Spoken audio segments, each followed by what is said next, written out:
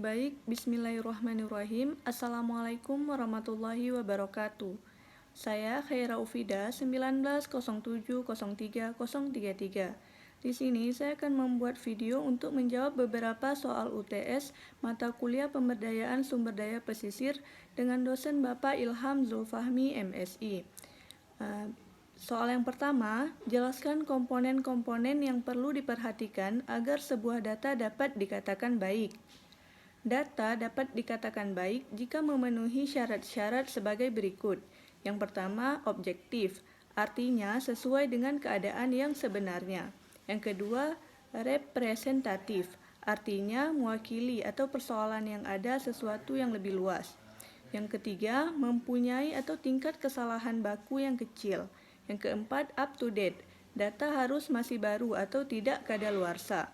Yang kelima, relevan, dapat yang dihasilkan harus ada hubungannya dengan persoalan yang akan dipecahkan. Soal yang kedua, faktor apa saja yang menyebabkan kurang berhasilnya pemberdayaan masyarakat pesisir selama ini? Pengaruh kultural dipandang sebagai salah satu penyebab masih tingginya angka kemiskinan nelayan di samping pengaruh kebijakan struktural dan faktor alamiah.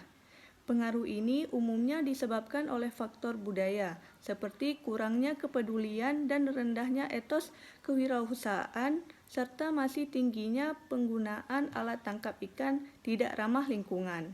Rendahnya etos kewirausahaan masyarakat perikanan terlihat dengan masih minimnya diversifikasi produk olahan perikanan, ditambah teknik pemasaran yang belum cukup adaptif. Gaya hidup boros juga menjadi aspek tambahan yang menjadikan kondisi perekonomian menjadi semakin terjepit. Terlebih lagi, apabila tumpukan perekonomian hanya terbatas pada usaha tangkapan yang sangat dipengaruhi oleh faktor cuaca dan musim.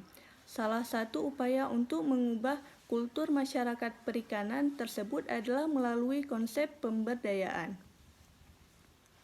Soal yang ketiga, faktor apa yang perlu diperhatikan agar pemberdayaan masyarakat nelayan dapat menunjukkan hasil yang neat? Masih lemahnya konsep dan strategi pemberdayaan masyarakat, terutama bagi masyarakat perikanan, telah menimbulkan beragam persoalan. Salah satu contohnya adalah upaya pemerintah untuk memberdayakan masyarakat nelayan melalui pemberian bot bantuan.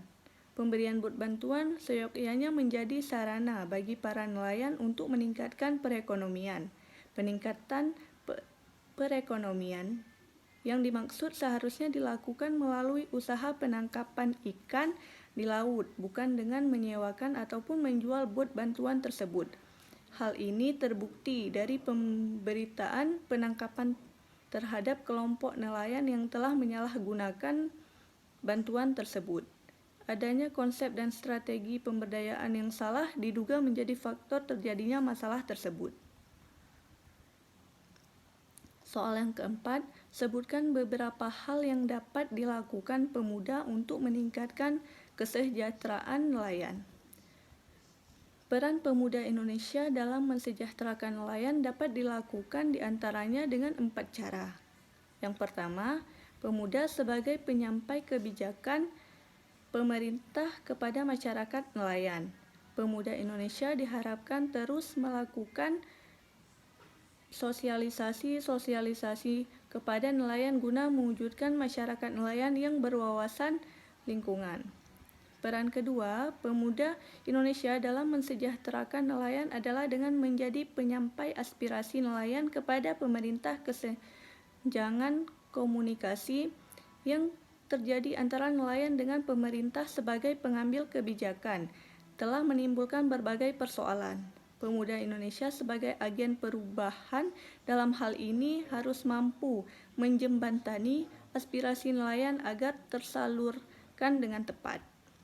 Peran ketiga yang dapat dilakukan adalah dengan terus berinovasi dan berkreasi menciptakan produk baru bernilai ekonomis yang berasal dari laut, serta inspiratif dalam gagasan-gagasan untuk pengelolaan kelautan yang lebih baik.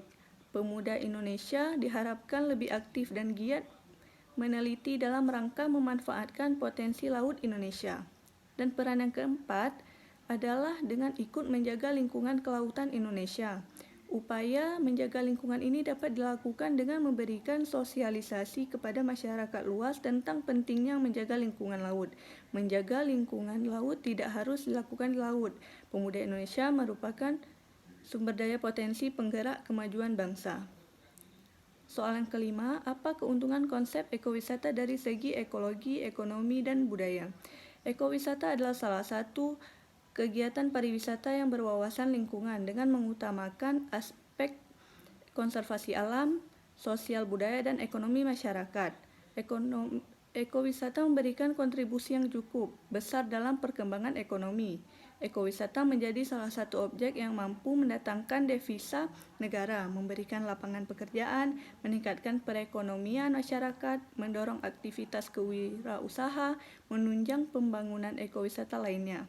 Dan dalam segi ekologi menjadi sarana penelitian dan lain sebagainya.